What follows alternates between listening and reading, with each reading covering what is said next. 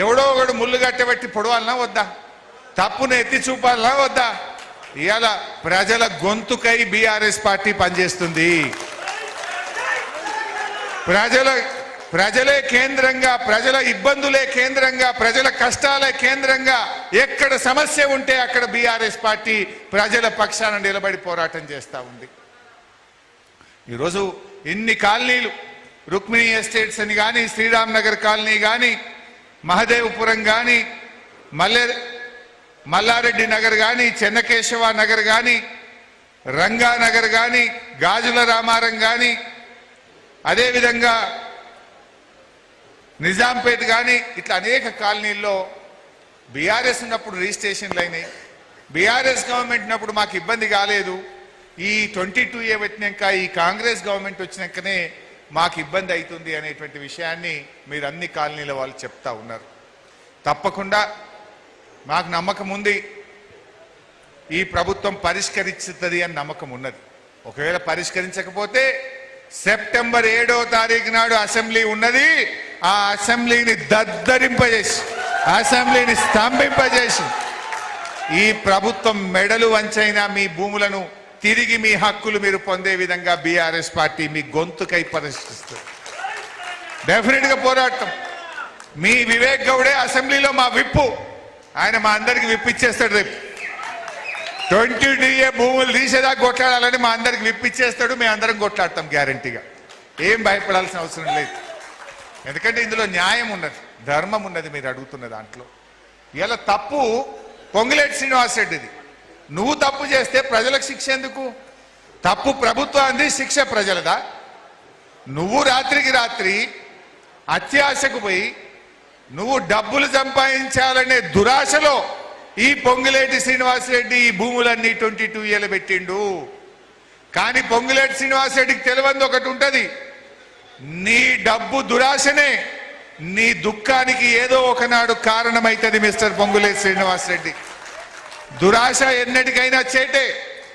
నువ్వు ఈ 22Aలు పెట్టాలి, కమిషన్లు కొట్టాలి, 30% వసూలు చేయాలని చేసిన ఒక కుట్రతోని ఇలా లక్షలాది మంది ప్రజల జీవితాలు ఆగమైనాయి. అరే పెళ్లిలు ఆగమైతున్నాయి. దవాఖానకు బయట వాళ్ళకి పైసలు లేక బ్యాంకులకు కుదబెడదామంటే బ్యాంకులు తీసుకోవట్లేదు. అప్పులు ఇచ్చేవాడు అప్పులు ఇస్తలేడు. అమ్ముకుందామంటే కొనేవాడు లేడు. ప్రాపర్టీల విలువ తగ్గిపోయింది. ఆనాడు కేసీఆర్ గారు ఉంటే మీ ఆస్తుల విలువ పెరిగింది. 10 ఏళ్ల కేసీఆర్ ప్రభుత్వంలో 5,000 గజం ఉన్నది 10,000 అయింది. 10,000 గజం ఉంటే 20,000 అయింది కేసీఆర్ గారి ప్రభుత్వంలో. కానీ రేవంత్ రెడ్డి వచ్చినాక నాకు రియల్ ఎస్టేట్ తెలుసు, నాకు రియల్ ఎస్టేట్ తెలుసు అంటే ఢమాలు అన్నది. డామ్ అన్నది రియల్ ఎస్టేట్. 50,000 గజం పోయింది, ఇప్పుడు 20కి కూడా కొంటలేడు ఎవడు. 20,000 గజం పోయింది. అరే ఇంట్లో లగ్గం ఉన్నది 10,000కి తీసుకో అంటే కూడా వద్దు వద్దు అంటుండు వాడు. నాకు ఇంత పిచ్చి తుగ్లక్. ఓ దిక్కు హైడ్రా పెట్టిండు, ఓ దిక్కు 22A పెట్టిండు. హైడ్రా పెట్టి ఏ రాత్రి ఎవడొస్తాడో, ఎవడు గులగొడతాడో, ఎవడు భూమి లాక్కుంటాడో అని ఒకవైపు హైడ్రా పెట్టినావు. ఇప్పుడేమో 22A పిడుగు లాంటి 22A పెట్టినావు. నీ హైడ్రా దెబ్బకు, నీ 22A దెబ్బకు హైదరాబాద్ లో, ఈ తెలంగాణలో ఆస్తుల విలువ పడిపోయింది. కేసీఆర్ హయాంలో ఆస్తుల విలువ పెంచింది. రైతు భూమి, రైతుల చేతిలో ఉండే భూమి విలువ పెరిగింది. రైతు గౌరవం పెరిగింది.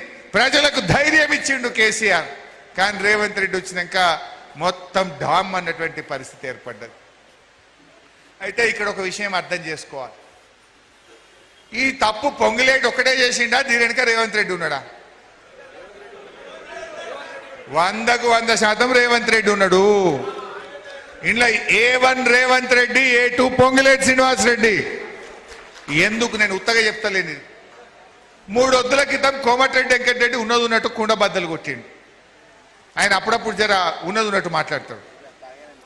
ఏమన్నాడు 3 వద్దుల కింద? మా యాదాద్రి జిల్లాలో 40,000 ఎకరాలు నిషేధిత జాబితాలో పెట్టిండ్రని 4 నెలల కిందనే రేవంత్ రెడ్డికి నేను చెప్పినా అన్నాడు. అంటే 4 నెలల కిందనే రేవంత్ రెడ్డికి తెలుసు కదా. ఎప్పుడైతే నీ మంత్రి కోమటిరెడ్డి చెప్పంగానే నువ్వు అధికారులను పిలిచి ఎట్లా పెట్టిండ్రు 22Aల, ప్రజలను ఎందుకు ఇబ్బంది పెడుతున్నారు అని రేవంత్ రెడ్డి అడిగుంటే ఈ హైదరాబాద్ ప్రజలకు రాష్ట్రమంతా ఈ సమస్య వచ్చి ఉండేదా?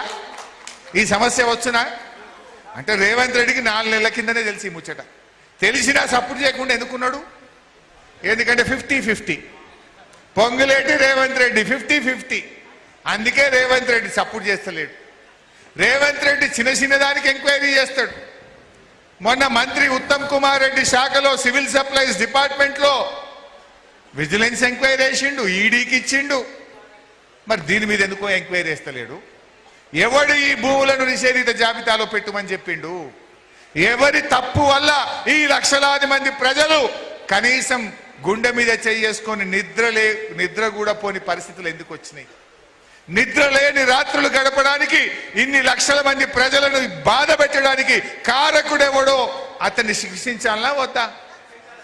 ఉటిగానే సారీ చెప్తే అయిపోతుందా? అంటే వాడెవడో వస్తాడు, మర్డర్ చేస్తాడు, మళ్ళీ వచ్చి సారీ అనగానే మాఫా? దొంగతనం చేస్తాడు వాడు, ఇంట్లోకి వచ్చి అంత ఎత్తుకపోతాడు, సారీ అంటే మాఫా? ఇప్పుడు ఇన్ని లక్షల మంది ప్రజల ఆస్తులను నిషేధిత జాబితాలో పెట్టి రేపది తీసేసినా ఎవడన్నా కొనమంటే డౌట్ పడతాడు. ఏమో వీడు మళ్ళీ తీసింది కానీ మళ్ళీ పెడతాడేమో, ఇది ఒకసారి అట్లా పోయింది కదా అని ఎవడు రేపు కొనేటోడు కూడా కొనడు. 10,000కి పోతే 5,000కి ఇస్తావా లేకపోతే కొన అంటాడు.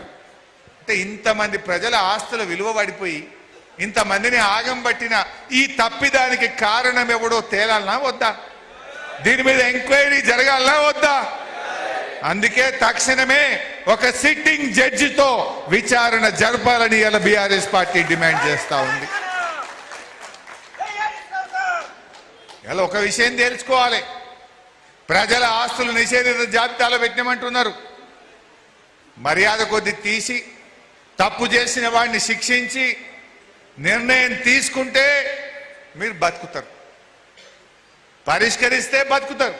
పరిష్కరించకపోతే ఈ ప్రజల పాదాల కింద నలిగి చేస్తారు, జాగ్రత్త అని చెప్పి హెచ్చరిస్తా ఉన్నా. ప్రజల ఆస్తులను మీరు నిషేధిస్తే ప్రజలందరూ కలిసి కాంగ్రెస్ పార్టీని నిన్ను కూడా నిషేధిస్తారు మిస్టర్ రేవంత్ రెడ్డి. ఆ విషయం ఇవాళ గుర్తుపెట్టుకోవాల్సిన అవసరం ఉంది. నీ చేతిలో అధికారం ఉండొచ్చు, ప్రజల చేతిలో కూడా ఓటు అనే ఒక అధికారం ఉంది. టైం వచ్చినప్పుడు వాళ్ళు నీ సంగతి ఏందో కూడా చూపిస్తారు, నీకు చెప్తారు. నీకు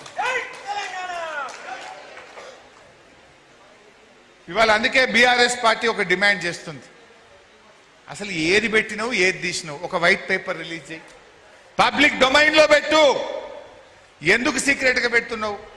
ఇలా నిషేధిత జాబితాల లిస్టు భూభారతిలో బ్లాక్ చేసేసింది, కనబట్టలేదు. దాన్ని ఎందుకు బ్లాక్ చేసినావు? ఎందుకు సీక్రెట్గా పెడుతున్నావు? అంటే దీన్ని బట్టి ప్రజలకు అనుమానం కలుగుతుంది. అంటే నువ్వు ఏది పెట్టినావు ఏది తీసినావు? పెట్టుడు నీ వంతు, దరఖాస్తులు పెట్టి ఆఫీసుల చుట్టూ తిరుగుడు ప్రజల వంత. ఏది నిషేధిత జాబితాలో పెట్టినారో మీకు తెలుసు కదా, నువ్వే కదా పెట్టినట్టు తీసేయి. ప్రజల ఆస్తులకు రక్షణ కల్పించు, హక్కుదారుగా ప్రజలకు మళ్ళీ హక్కులు కల్పించు అని మేము కోరుతా ఉన్నాం. నువ్వు పెట్టుడైంది, ప్రజలు ఆఫీసుల చుట్టూ తిరుగుడైంది. ఇదే పొంగులేటి ఒక 15 రోజుల కింద ఏమన్నాడు? మా కాంగ్రెస్ గవర్నమెంట్ వచ్చినాక ఒక్క ఎకరం కూడా పెట్టలేదు అన్నాడు. ఒక్క ఎకరం పెట్టకపోతే సారీ ఎందుకు చెప్పినావు? తప్పైందని ఎందుకన్నావు? పెట్టింది నువ్వే, తప్పు చేసింది నువ్వే కనుక ఢిల్లీలో జరిగినట్టు జెన్జీ ఎట్లా ముట్టడిచ్చిండ్రో, ఆడ సెక్రటరేట్ ముట్టడిస్తారో, నా ఇల్లు ముట్టడిస్తారో అని ఈ డ్రామాలు పెట్టినావు. నువ్వు సారీ చెప్పినంత మాత్రాన కాదు. అందుకే ఇవాళ రేవంత్ రెడ్డి మేము ఒకటే కోరుతున్నాం, తక్షణమే పొంగులేటి గారిని బర్తరఫ్ చేయాలి. ఇవాళ రియల్ ఎస్టేట్ వ్యాపారుల చేతుల్లో ప్రజల ఆస్తులు పెట్టడమే తప్పు. పొంగులేటి రియల్ ఎస్టేట్ వ్యాపారి ఎంతసేపు ఆస్తులు ఎట్లా సంపాదించాలి, పైసలు ఎట్లా సంపాదించాలి, బేరం ఎట్లా చేయాలని ఆలోచిస్తాడు. ఇవాళ అటువంటి రియల్ ఎస్టేట్ వ్యాపారుల చేతుల్లో ప్రజల ఆస్తులు కాపాడే రెవెన్యూ శాఖ పెట్టడమే ఈ ప్రభుత్వం చేసిన తప్పు. రేవంత్ రెడ్డి నీకు ఇందులో వాటా లేకపోతే, నీ తప్పిదం లేకపోతే తక్షణమే పొంగులేటి శ్రీనివాసరెడ్డిని బర్తరఫ్ చేసి నీ నిజాయితీ రుజువు చేసుకోవాలని చెప్పి కూడా ఈరోజు బీఆర్ఎస్ పార్టీ పక్షాన మేము డిమాండ్ చేస్తా ఉన్నాం. ఎందుకంటే ఈరోజు ధరణి ఏం చెప్పింది ఆ రోజు బీఆర్ఎస్ మీద? బట్టగాల్చి మీదేసింది. ఏదో ధరణి తప్పు చేసింది అని చెప్పిండ్రు, ధరణిని బంగాళాఖాతంలో వేస్తామన్నారు. కానీ మీరు చేసింది ఏంది నాయన? ఇప్పుడు మొత్తం ప్రజల బతుకులు బంగాళాఖాతంలో వేసిండ్రు, ప్రజల జీవితాలను బంగాళాఖాతంలో వేసిండ్రు. మీరు పెట్టిన భూభారతి భూమేతగా మారిపోయింది. భూభారతి సాక్షిగా ఈ అక్రమాలన్నీ కూడా ఈరోజు